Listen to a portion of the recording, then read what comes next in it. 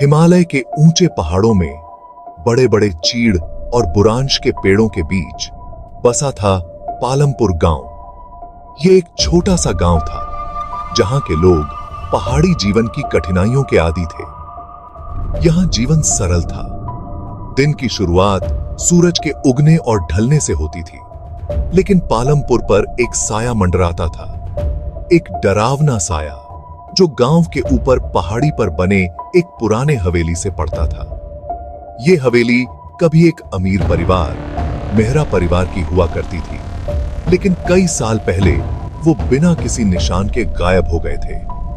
अब कोई भी उस हवेली के पास जाने की हिम्मत नहीं करता था। इसकी कभी चमकदार दीवारें अब टूट रही थीं, जिन पर बेलें और जंगली पौधे उगाए थे। खिड़कियां खाली आंखों की तरह बाहर देखती रहती थीं, जिससे उस जगह का डर और भी बढ़ जाता था। हवेली के साथ साथ अफवाहें भी फैली हुई थीं। गांव वाले अजीब और गरीब घटनाओं के बारे में बात करते थे। बिना वजह की आवाजें, टिमटिमाती बत्तियां और टूटी खिड़कियों से दिखाई देने वाली परछाइयां। कहा जाता था कि मेहरा परिवार मृत्यु के बाद भी शांति नहीं पा सका और उनकी आत्माएं हवेली में भटकती रहती हैं। वे कुछ ढूंढ रहे थे।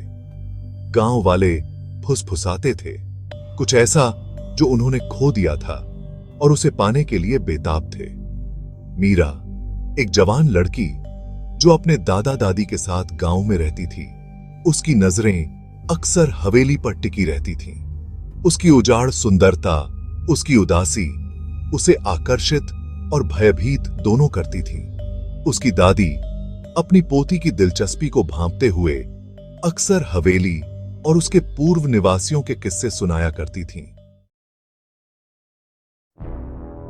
एक रात हिमालय में एक भयंकर तूफान आया। खिड़कियों पर बारिश की मार पड़ रही थी और हवा एक चुड़ैल की तरह गरज रही थी, जिससे घरों की नींव हिल रही थी। मीरा जाग रही थी। उसका दिल जोरों से धड़क रहा था। वह हमेशा से ही तूफानों से थोड़ी डरी हुई थी और यह तूफान तो और भी भयानक लग रहा था। जैसे जैसे तूफान उग्र होता गया, मीरा को एक अलग ही आवाज सुनाई दी। एक ऐसी आवाज जिससे उसकी रीढ़ की हड्डी में सिहरन दौड़ गई।